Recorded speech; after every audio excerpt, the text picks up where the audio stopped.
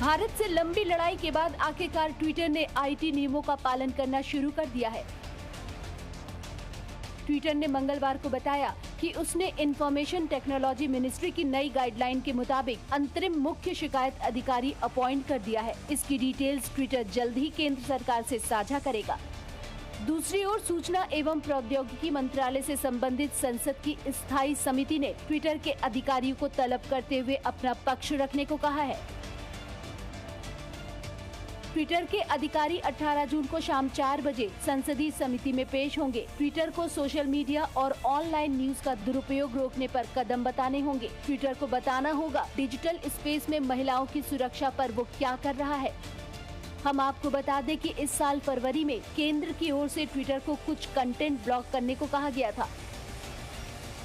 इसके बाद से ट्विटर और केंद्र के बीच तकरार जारी है।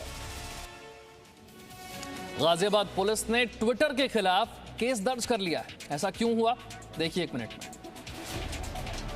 गाजियाबाद में 72 साल के अब्दुल समद की पिटाई और दाढ़ी काटे जाने के मामले में लोनी बॉर्डर कोतवाली पुलिस ने ट्विटर के खिलाफ केस दर्ज किया है। गलत सूचना को बिना सत्यापित किए प्रसारित करने के आरोप में ट्विटर के अलावे जुबैर, राना अयूब समेत 9 लोगों के खिलाफ मुकदमा दर्ज किया गया है। इस मामले में खुलासा हुआ है कि 10 आरोपियों में से 5 मुस्लिम हैं। FIR से ये भी खुलासा हुआ है कि बुजुर्ग ने जय श्री राम के नारे लगवाने का आरोप नहीं लगाया था।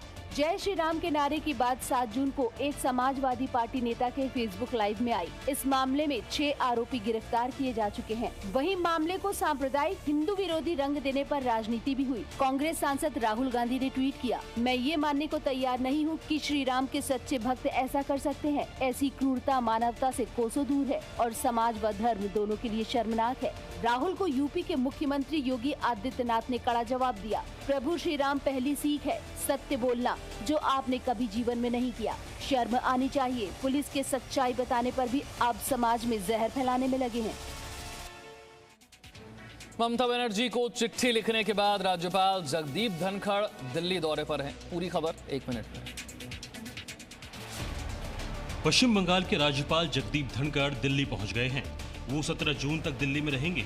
बंगाल के चुनावी नतीजों और हिंसा के मुद्दे पर जगदीप धनखड़ की दिल्ली यात्रा काफी मायने रखती है। केंद्रीय गृह मंत्री अमित शाह को रिपोर्ट दे सकते हैं। इससे पहले राज्यपाल ने मुख्यमंत्री ममता बनर्जी को चिट्ठी भी लिखी। मैंने आज व्यथित मन से मुख्यमंत्री को एक पत्र लिखा है।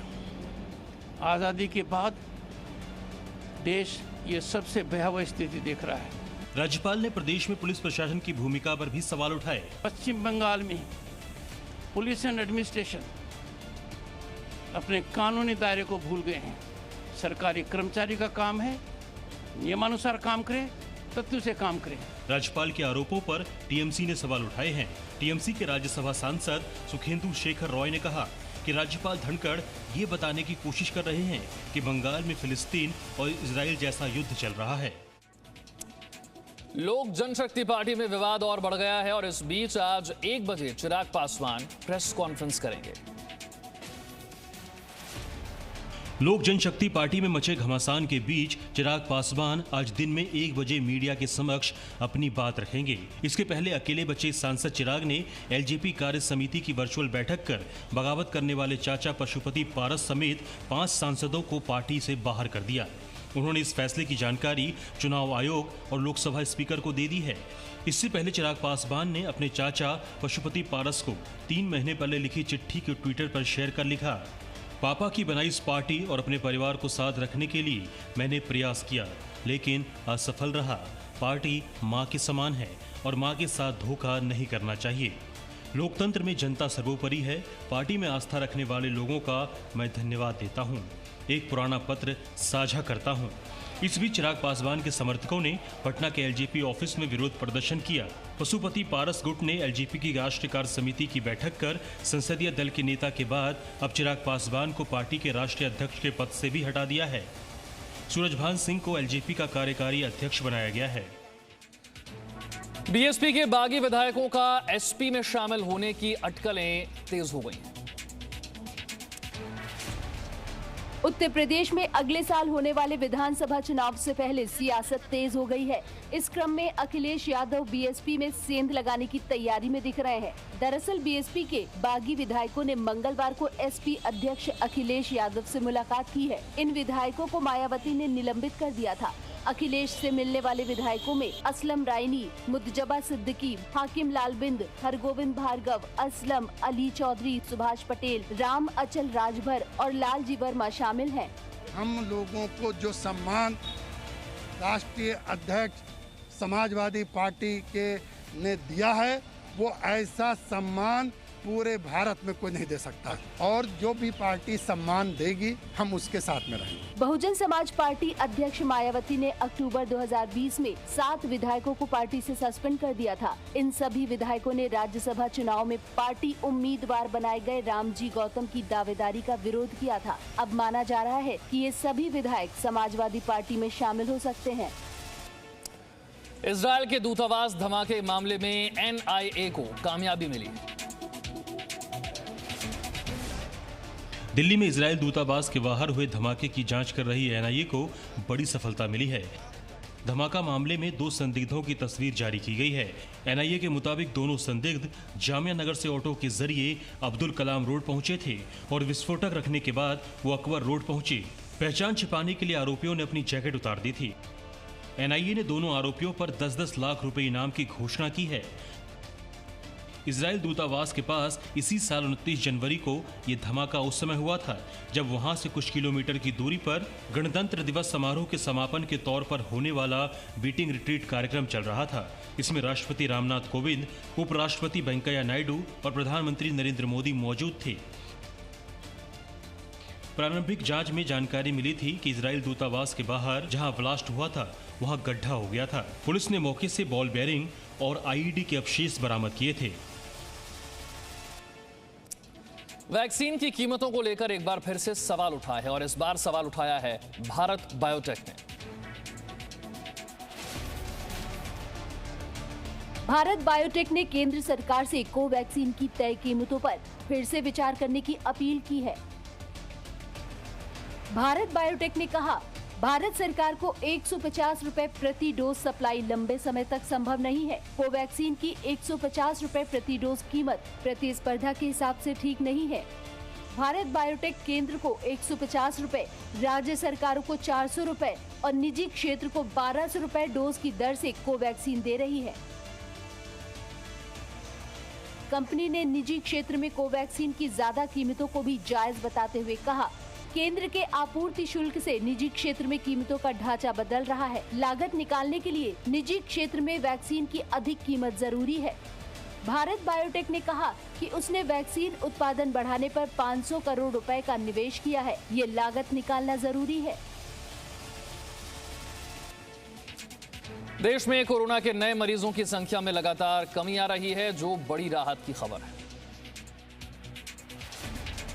देश में 75 दिनों बाद 24 घंटे में सबसे कम केस मिले हैं। पिछले 24 घंटे में देश में 60,471 कोरोना के नए मामले सामने आए, जबकि 2,726 मरीजों की मौत हुई है। 24 घंटे में कोरोना से देश में 1 लाख से अधिक संक्रमित स्वस्थ भी हुए। देश भर में कोरोना पॉजिटिविटी रेट 4% से भी नीचे है। देश में एक्टिव केस की संख्या अब 9,13,338 हो गई है। कोरोना की तीसरी लहर पर आयुष मंत्रालय ने गाइडलाइंस जारी की है और कहा है कि माता पिता बच्चों को घर पर ही रखें। स्वास्थ्य मंत्रालय ने कहा कि 90% कारगर पाई गई नोवावैक्स वैक्सीन का निर्माण भारत में ही किया जाएगा। सारे वैक्सीन में कोई ना कोई ऐसी तरह का रिएक्शन का रहता है। पुराने जमाने वाले वैक्सीन में और भी ज्यादा होते थे, तो ये ना के बराबर है, बिल्कुल नैनो। 18 जून से दिल्ली एम्स में ओपीडी सेवा शुरू हो जाएगी। हालांकि इसके लिए मरीजों को पहले से ही रजिस्ट्रेशन कराना होगा। वहीं देश भर के स्मारकों को भी आज से पर्यटकों के लिए खोला जा रहा है। रोहिंग्याओं के नए ठिकाने की वजह से दिल्ली और यूपी के अधिकारियों में जंग शुरू हो गई। दिल्ली के मदनपुर खादर के पास यूपी के सिंचाई विभाग की जमीन पर रोहिंग्याओं ने अवैध कब्जा कर लिया है। आम आदमी पार्टी के विधायक अमानतुल्लाह खान पर रोहिंग्याओं को मदद देने का आरोप लगा है। जब यूपी के अधिकारी अवैध कब्जे को खाली कराने पहुंचे, तो ओखला से आम आदमी पार्टी के विधायक अमानतुल्लाह खान ने धमकी दी।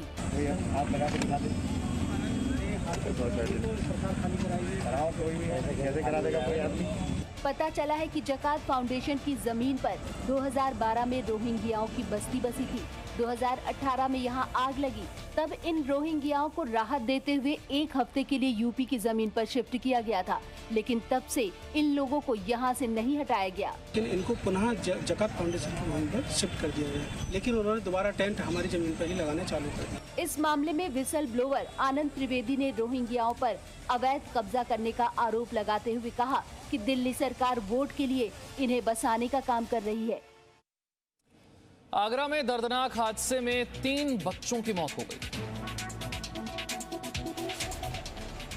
आगरा में कागारौल कस्बे में मंगलवार को रात को एक मकान के ढह जाने से 3 बच्चों की मौत हो गई। मकान गिरने के बाद कुल 9 लोग दब गए थे, जिनमें से 6 की हालत गंभीर बनी हुई थी। सभी का इलाज आगरा जिला अस्पताल में चल रहा है। बताया जा रहा है कि कस्बे की वाल्मीकि बस्ती में हाकिम सिंह का परिवार रहता है। रात को पूरा परिवार घर में मौजूद था। हाकिम ने कुछ समय पहले ही नया घर बनवाया है। घर के कुछ हिस्से में काम बाकी है, लेकिन परिवार रहने लगा था। मंगलवार रात को 8 बजे घर में 2 कमरों के बीच बड़ा पत्थर बीम अचानक टूट गया। बीम के टूटने से दोनों कमरों की छत भरभराकर गिर गई और ये बड़ा हादसा हो गया। स्थानीय लोगों के साथ मिलकर पुलिस ने मलबे में दबे सभी 9 लोगों को निकाला और अस्पताल पहुंचाया। इनमें से 3 बच्चों को डॉक्टरों ने मृत घोषित कर दिया। सबको निकालकर तत्काल आगरा के हॉस्पिटल में भर्ती कराया गया। उसमें से कुल 9 लोग थे, जिसमें से 3 लोग की डेथ हो गई है। यूपी के महाराजगंज में महाव नाला का तटबंध टूटने से तेजी से गांवों की ओर पानी बढ़ रहा है। नेपाल के पहाड़ी और मैदानी इलाकों में भारी बारिश का जबरदस्त असर उत्तर प्रदेश के महाराजगंज में पड़ा है। यहाँ मंगलवार की शाम को 4 स्थानों पर महाव नाला का तटबंध टूट गया। तटबंध के टूटने के बाद पानी की तेज धारा चारों तरफ फैल गई है और हर जगह पानी ही पानी दिखाई दे रहा है। तटबंध टूटने का सबसे ज्यादा असर पास के गांव पर पड़ने जा रहा है। पानी तेजी के साथ गांव की ओर बढ़ रहा है। इसे महानाला का रूप दे दिया गया और हर वर्ष अपना विकराल रूप लेकर आता है और टूट जाता है। सीएम जी से यही आग्रह करना चाह रहा हूँ कि इसको प्रशासन के लोगों को किसी तरह रिपोर्ट लेकर के इसको नदी घोषित किया है। नेपाल में सोमवार की शाम से तेज बारिश हो रही है। बारिश से पानी का बहाव बढ़ने से 4 जगह से महाव नाला का तटबंध टूट गया। क्षेत्र के अमहवा गांव के सामने पूर्वी तटबंध के साथ साथ खैरहबा दुबे गांव और बिशनपुरा गांव के सामने पश्चिम तटबंध टूटा। तटबंध टूटने के साथ ही इलाके में बड़े पैमाने पर धान की फसल बह गई है।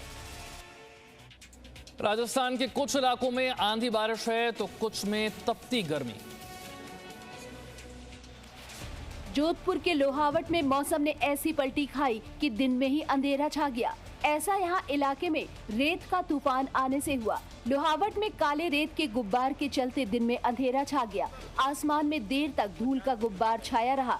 तेज धूल भरी आंधी से आम जनजीवन अस्त व्यस्त हो गया। वहीं जैसलमेर में भी अचानक मौसम का मिजाज बदल गया है, जिसके चलते नाचना मोहनगढ़ नहरी क्षेत्र में कई जगह धूल भरी आंधी तो कुछ जगहों पर बारिश भी हुई। तेज धूल भरी आंधी के चलते आम जनजीवन अस्त व्यस्त हुआ है। आंधी के चलते दिन में ही वाहन चालकों को वाहन की लाइट जलाकर चलना पड़ा। कई जगह तेज आंधी के चलते पेड़ पौधे भी गिरे हैं। वहीं आंधी और बारिश के चलते तापमान में भी गिरावट दर्ज की गई है, जिससे क्षेत्र में गर्मी से आम जनजीवन को निजात मिली है। दूसरी ओर बीकानेर समेत कई इलाकों में गर्मी का सितम बरकरार है। रेगिस्तान में भी सूरज जमकर आग बरसा रहा है। बीकानेर में जूनागढ़ किले के बाहर सन्नाटा पसरा हुआ है।